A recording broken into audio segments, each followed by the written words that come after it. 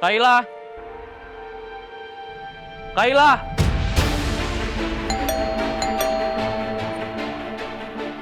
Assalamualaikum. Kayla?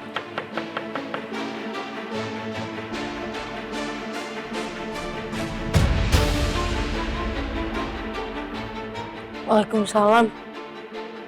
Mas kenapa teriak-teriak kayak gitu? Kayla mana? Belum pulang, Mas.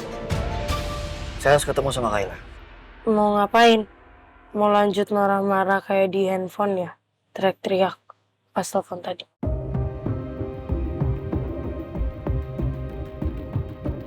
Intinya ada hal penting harus saya omongin sama Kayla. Urgent. Apa yang Mas bilang di telepon itu nggak benar. Nggak mungkin bakal ada niat untuk nyelakain saya. Mutiara. Kayla itu bukan seperti yang kita pikirin sekarang. Bahkan selama ini saya ngerasa kalau saya dibohongin terus sama Kayla. Dibohongin gimana, Mas? Kayla udah ngomong sama saya. Katanya Kayla suka sama saya. Dan dia gak bakal segan buat nyakitin perempuan manapun yang berusaha ngeliatin saya. Makanya Sandra celaka, dan dia bersekongkol sama bejo buat nyakitin kamu, Mutiara. Masa sih? Kamu masih gak percaya ya? Bukannya kemarin kamu juga yang bilang sendiri kan sama saya kalau Kayla tuh suka sama saya? Dan sayanya yang gak peka. Dan ternyata sekarang semua omongan kamu tuh benar, Mutiara. Kalau soal perasaan yang Mbak Kayla ke Mas itu udah pasti benar. Tapi soal Mbak Kayla ngelakuin itu semua cuman karena dia nggak suka Mas Kenzo deket-deket sama orang lain dan bakal nyingkirin mereka, kayaknya nggak mungkin deh, Mas. Karena saya yakin Mbak Kayla bukan orang yang kayak gitu dan sifat dia nggak mungkin kayak gitu. Kayla tuh ngomong langsung sendiri sama saya, Mutiara. Bisa jadi diancam untuk ngomong semua itu.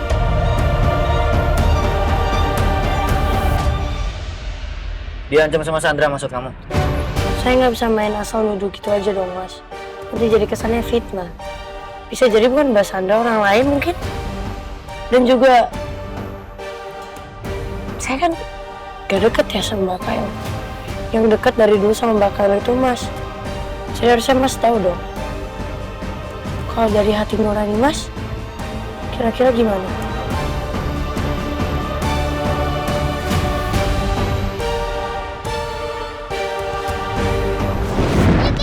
Ayo kejar lagi Ken, semangat. Ayo kejar lagi Kenzo, semangat. Kejar Kenzo. Ayo Ken, semangat Ken. Ayo Kenzo. Bisa yuk.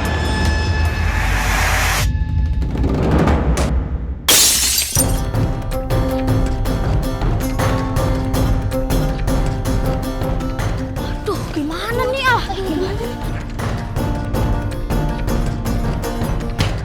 Hei! Siapa yang pecahin kaca jendela saya nih? Kenzo, ayo kita kabur udah, ayo. Kay, ayo Kay. Sini. Kamu. Pasti kamu yang pecahin kaca jendela rumah Om kan? Hah? Di mana rumah kamu? Saya mau lapor sama orang tua kamu. Minta orang tua kamu untuk ganti rugi. Bukan saya Om yang mecahin, tapi teman-teman saya nggak mau dilaporin ke orang tua saya. Jelas-jelas kamu yang ada di lapangan kok. Kalau bukan kamu, siapa lagi? Om laporin kalian ke orang tua kalian. Om, tadi saya nendang bolanya terus gak sengaja ngenain kaca jendela rumah Om. Om nggak mau tahu. Pokoknya Om minta ganti rugi sama orang tua kalian.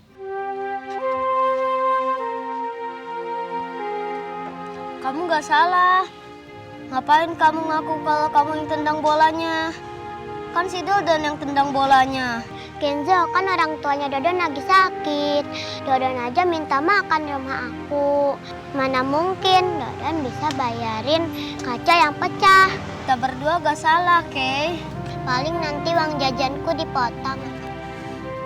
Makasih ya, Kay. Sama-sama, Kenzo.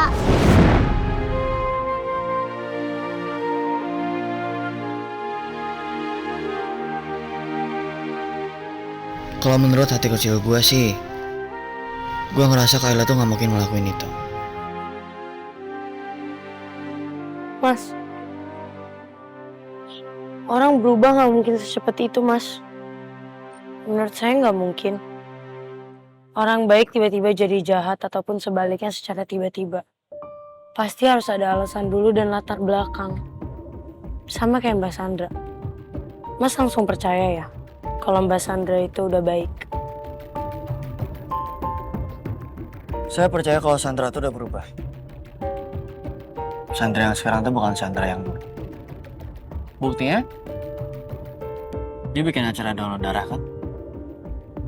Karena gak mungkin Sandra yang dulu ngelakuin semua hal kayak gitu. Gak penting buat dia. Tapi kan itu yang Mas Kenzo lihat. Kalau apa yang saya dan Mbak Kayla lihat kan beda, Mas.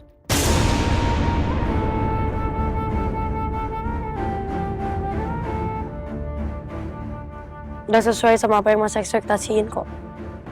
Makanya saya suruh Mas untuk pakai perasaan. Dan jangan terus kepatok sama apa yang Mas lihat. Perasaan, hati.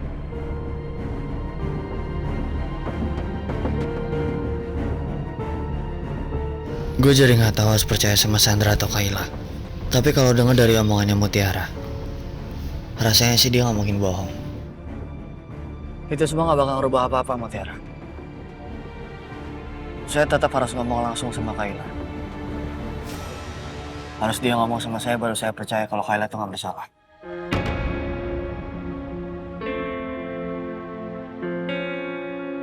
Ini semua bisa diudahin aja gak sih? Diudahin gimana maksud kamu? Saya rasa ini semua udah cukup. Mas Kenzo gak perlu cari tahu lagi. Lagian juga, saya yang korban aja ikhlas. Kamu tuh masih gak ngerti ya, Mutiara. Kasus kamu yang kemarin itu hampir kehilangan nyawa kamu loh. Itu kasus yang gak bisa didimin kayak gitu doang, Mutiara. Harus dicari tahu siapa dalangnya. Udah dong, Mas. Saya gak enak sama Mas. Mas harus ngurusin hidup pribadi saya kayak gini. Buang-buang waktu tau gak? Sia-siain waktu, mending dipakai buat hal yang jauh lebih penting.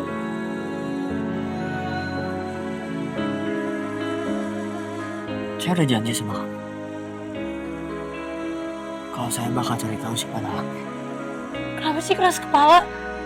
Kalau saya suruh stop ya udah stop.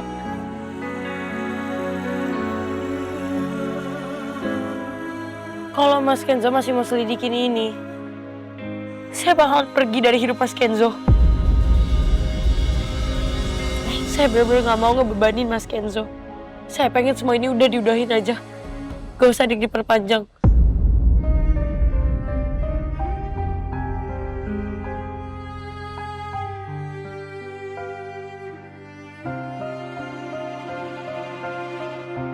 Assalamualaikum, Bu. Waalaikumsalam.